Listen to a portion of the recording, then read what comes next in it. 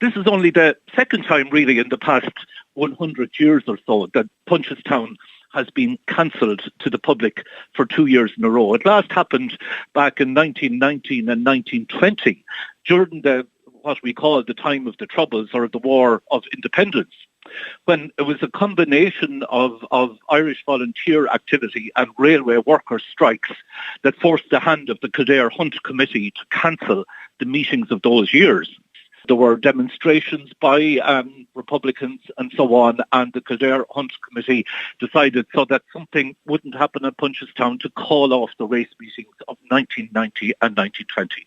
Let's start our visit to the locality on the Naas to Ballymore Eustace Road at the crossroads known as Watchhouse Cross. And that takes its name from an old guardhouse located on a stretch of road known as the Woolpack Road, which in olden times was used by merchants taking their wares from the Corry area to Dublin on a parallel route to the main Naas Dublin Road. So we begin at Watchhouse Cross and walk up the hill on part of the Woolpack Road to the main gate to Punchestown, emblazoned with the signature fox emblem of the Kildare Hunt. As we make our way through the gates, we cast a look over our left-hand side. Our focus is drawn to the Punchestown Longstone, this big, if you like, needle-like stone standing in the field at a bit of an angle. Now, people speculate on what they are. Maybe it's some kind of a phallic symbol. I don't know if you've ever had phallic symbols on KFM before, but there's always a first. Or maybe some kind of a boundary marker. It's one of 3 such standing stones in the area. There's another close to the Dublin gate into Punchestown and one on the hills behind Johnstown. I know when we were children, the explanation we were given was that Finn McCool had picked up 3 stones from the Hill of Allen in a rage and thrown them at a rival, and they landed at Punchestown. But whatever about such legend, we turn our attention back towards the racecourse proper and make our way across the vast green sward, which on racing days would be covered by 1,000 cars. Over to our right is what's known as the Big Yellow Shed, an understated term, I suppose, for a very, very fine accommodation, which in our current times has become known to Kildare people as a COVID-19 testing and vaccination centre. But we leave that and continue on towards the racecourse. The enclosure area and around the paddock and the stands are quiet today. And instead we make our way to the racetrack proper and to its highest point, which has been the starting position for so many people from Naas over the period of the pandemic, who saw in Punchestown a fabulous venue to get in their daily exercise. And as we begin our walk on the highest point of the course, our eyes take in what's really a natural amphitheatre in the countryside of East Kildare. And you can see how the Kildare Hunt figures in the 1850s saw at Punchestown an ideal location for the establishment of a racecourse, which could be seen around all points of its circumference. We begin our sweep, we go downhill in the pathway of galloping hooves and taking in the view to the Kildare Wicklow Hills and southwards to Lugnaquilla, the highest point in Leinster, as we walk. And at the bottom of the hill, we come to what used to be the water jump, where the Morel River formed part of the obstacle. Here I can recollect, going back to the early 90s, there's a great deal of, I suppose, discussion about the visit of Queen Elizabeth II and the late Prince Philip to Ireland in 2011. But 20 years earlier, another royal had visited Punchestown in the person of Princess Anne, who was a great enthusiast of eventing.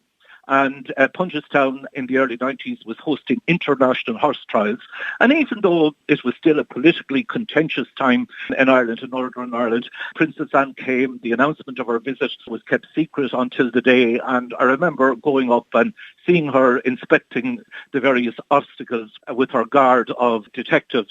But back to the course proper, and the track swings into the countryside, into the townsland of Blackhall, and then back over an obstacle on the Banks course known as the Big Double, a notorious jump in racing circles.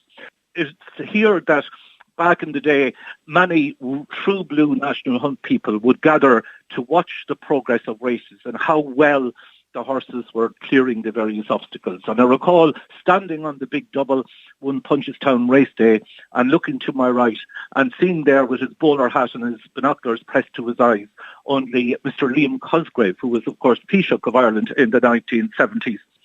But in any event, we continue our walk on the clockwise circuit of Punchestown, passing the stone wall fence, another legacy from the days of the bank races, which are still maintained. 2 races take place in the Punchestown Festival, including the Latouche Cup over 4 miles across the old banks, ditches and the stone wall.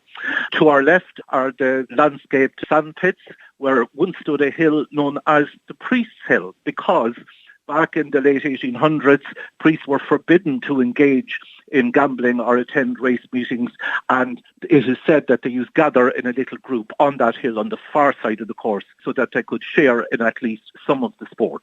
We swing uphill now before the turn into the finishing straight, where many a race has been lost and won. And as we do, we think of the immediately neighbouring property, the Lawler family farm at Bon Oaks, a famous horse who was bred there known as Millhouse.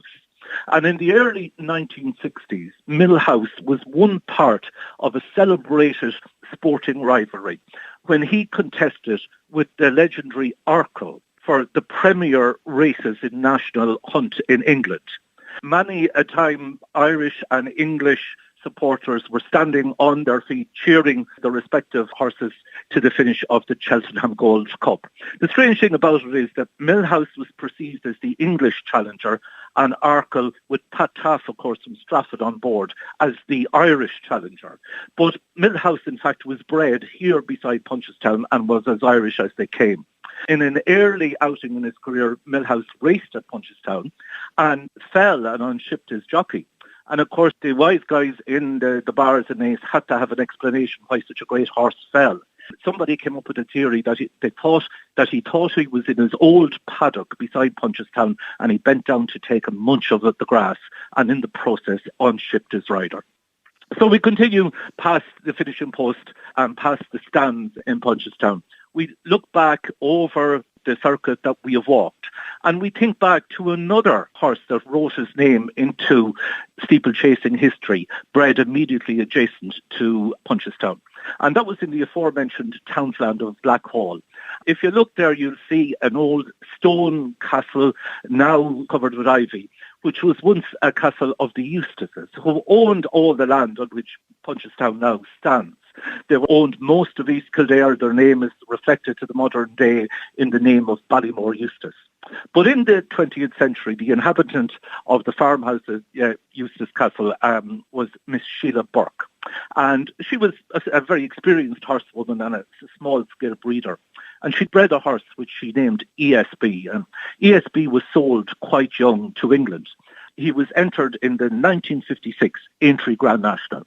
Now, we've had many celebrated Grand Nationals, no more so than this year, with Rachel Blackmore becoming the first female jockey to win a Grand National.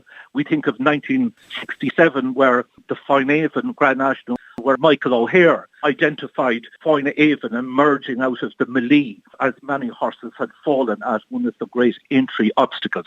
But perhaps the most contentious of all the Grand Nationals was the 1956 running, in which, as they came around the second circuit and approached the finishing straight, a horse known as Devon Lock was in the lead. And Devon Lock wasn't just any old horse, because Devon Lock was owned by the Queen Mother. And all of England was on its feet, cheering the prospect of a royal winner at Aintree.